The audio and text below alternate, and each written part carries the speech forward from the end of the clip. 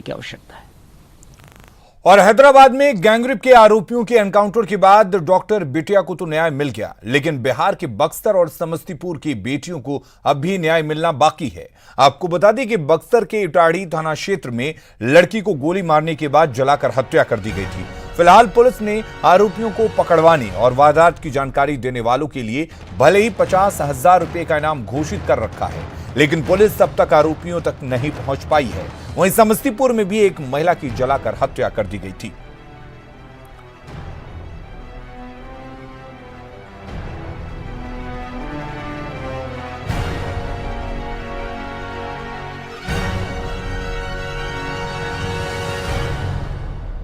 तो सवाल यही है कि आखिर बिहार की बेटियों को न्याय कब मिलेगा। बक्सर में इसी तरह की घटना सामने आई थी, समस्तीपुर में भी इस तरह की एक घटना सामने आई थी।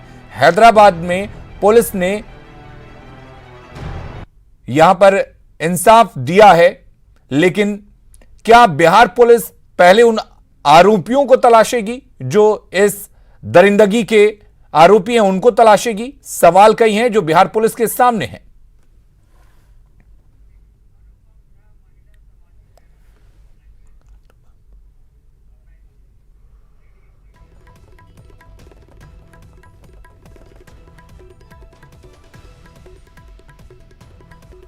और हमारे साथ अनुपम झा जी जुड़ी हुई हैं, जो एक सामाजिक कार्यकर्ता हैं, हमारे साथ जुड़ी हुई हैं। अनुपम झा जी, आपसे जानना चाहेंगे, हैदराबाद पुलिस की जो ये कार्रवाई है जिसका पूरा देश जश्न मना रहा है, क्या कहेंगे आप इसको लेकर? देखिए, हालांकि ये उनका कदम संवैधानिक न्याय नहीं हुआ, परंतु हम इससे बहुत ज्यादा खुश हैं। और समाज की जो बेटियां हैं, देश की जो बेटियां हैं, उनमें एक अलग माहौल है, अलग खुशियों की बातें हो रही है कि ये न्याय हम लोगों के लिए, एक बेटियां जो डर डर के हम लोग जी रहे हैं, वो अब हम लोग को लग रहा है, एक आस, एक उम्मीद जग रही है कि नहीं, यदि ऐसा ही दिया जाए, ऐसा ही आरोपियों को सजा होता है तो हम लोग में एक अजीब खुशियां आती है। और दूसरी बात है कि हम ये जो बिहार में, झारखंड में जो अभी आप देख लीजिए कि रांची में जो 12 आदमी मिल के गैंगरेप किए हैं, उसमें कब झारखंड पुलिस जाग रही है? बक्सर में भी एक लड़की का रेप करके जिंदा जला दिया गया है, आखिर कब पुलिस जाग रही है?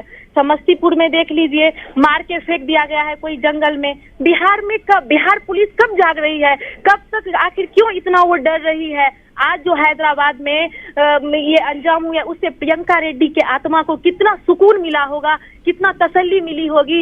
लेकिन बिहार में जो इतनी घटनाएं लगातार हो रही है, उस पे कौन सरकार, कौन पुलिस? आखिर पुलिस में क्यों डर है, क्यों भय है? क्यों हम बेटियां बिहार में असुरक्षित, झारखंड में असुरक्षित महसूस कर रहे हैं? हम लोग निकल नहीं पा रहे, आखिर ये कब तक होगा? अनुपम झा जी, सवाल यही है कि क्या ये एक सही वक्त है जब इस पूरे घटना के बाद से, पुलिस की कार्रवाई के बाद से लोग जश्न मना रहे हैं, यानी कि साफ है कि अब वक्त आ गया है जब रेप जैसी विभत्स घटना को लेकर देश में सख्त से सख्त कानून बनाया जाए? बिल्कुल कानून बनाया जाए। हम ये चीज से हम नहीं, पूरे देश की बेटियां, पूरे देश की महिलाएं ये कह रही हैं कि ऐसा ही कानून, ऐसा ही कोई एक कानून सरकार को लाना चाहिए जिससे हम लड़कियां, हम महिलाएं, हम बेटियां देश में सुरक्षित रह सके। और रही बात बिहार झारखंड की, तो बिहार झारखंड की लड़कियां जो हम लोग डर डर के जी रहे हैं, उनके लिए कब ये मौका आएगा, उनके लिए कब अवसर आएगा? क्यों नहीं गहन जांच हो रही है? क्या पुलिस बिहार झारखंड में डर रही है? बिल्कुल। तो बिहार पुलिस क्या हैदराबाद पुलिस से सबक लेगी? क्योंकि हैदराबाद पुलिस ने पूरे सीन को यहां पर रिक्रिएट करने की कोशिश की थी, और आमतौर पर हम यही सुनते हैं कि बिहार में अदालत से अपराधी भाग गए, कभी अस्पताल से अपराधी भाग गए, पुलिस को चकमा देकर भाग गए, लेकिन हैदराबाद पुलिस ने यहां पर लोगों के मुताबिक एक नजीर पेश की है, एक बेहतरीन पेशकश की है। हम इसको ये नहीं कह रहे हैं कि ये संवैधानिक न्याय है, परंतु ये कह रहे हैं कि हम लोगों में एक अलग खुशियां हैं।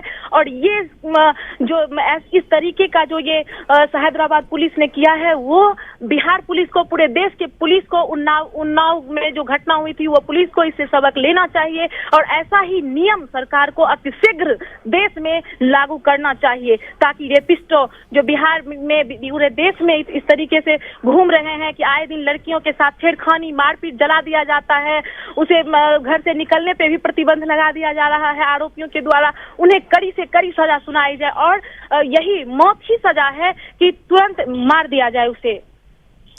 बिल्कुल। अनुपम जी, एक सवाल ये भी कि आप क्या कुछ कहना चाहेंगी बिहार और झारखंड के पुलिस से, क्योंकि हाल के दिनों की अगर हम बात करें तो रेप की कई वारदात इन दोनों राज्यों में देखने को मिली है, जो कि जिनके आरोपी जो हैं वो पुलिस के गिरफ्त से अब भी बाहर हैं। ये हम सीधा कहना चाहते हैं बिहार और झारखंड के पुलिस से कि वो डर रही है। क्या झारखंड और बिहार के पुलिस इस चीज से भयभीत है? क्यों आरोपियों को पकड़ने में, क्यों रेपिस्टों को पकड़ने में अभी तक वो सफल नहीं हो पाए हैं? आखिर कब तक वो मौन रहेंगे? हम इसे क्या समझें कि वो पुलिस डर रही है? क्या समझे कि हमारी सरकारें डर रही हैं? आखिर क्यों नहीं ये कड़ा कदम उठाया जा रहा है बिहार झारखंड में? हम अब तो वर्तमान की घटना आपको दिखा रहे हैं कि वर्तमान की घटना आप देख लीजिए। रांची में अभी 12 आदमी मिलकर गैंगरेप किया है। बक्सर की भी एक लड़की को जिंदा जला दिया गया। आखिर क्यों नहीं मिल पा रही है? क्यों नहीं उस हिसाब से तलाश जारी है दुष्कर्मियों का, उन आरोपियों का?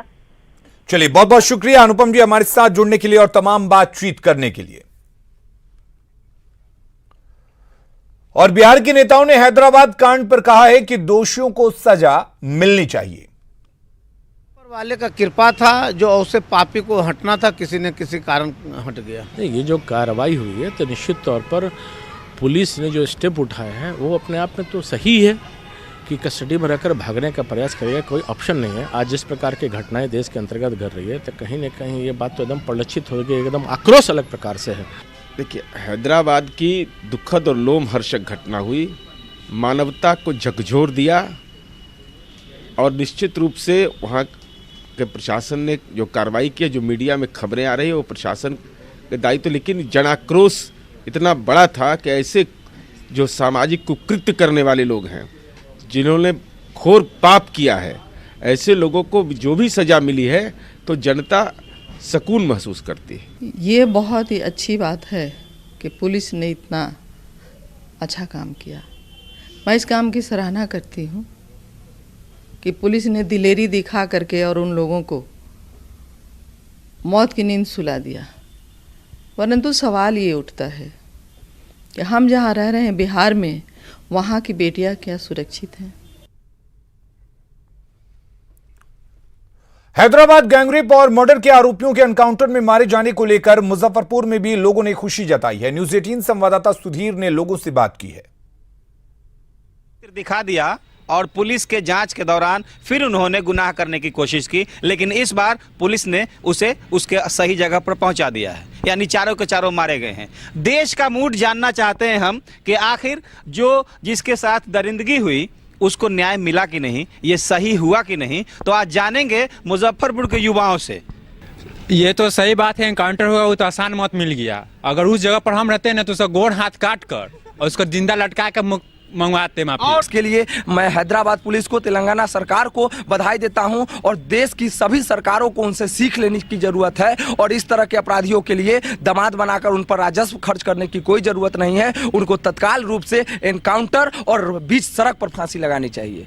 इससे युवाओं को पता चलेगा कि इसके आगे जो बलात्कार होता है इससे नहीं करना चाहिए। इससे बहुत अच्छा हुआ। अभी तो ठीक हुआ है, लेकिन अभी लड़की की सेफ्टी के लिए और कुछ सरकार को करना चाहिए, क्योंकि लड़की अब सेफ नहीं रहेगी तो लड़की पेरेंट्स उसको घर से बाहर नहीं, और लड़कों के बराबरी में लड़की खड़ी नहीं होगी। इस डर से इसको करना चाहिए सरकार को, और इससे ज़्यादा कड़ी सजा करनी चाहिए। आपकी क्या राय होगी? इससे भी कड़ी से कड़ी सजा देनी चाहिए, जिससे आगे किसी के साथ ऐसा कुछ ना हो।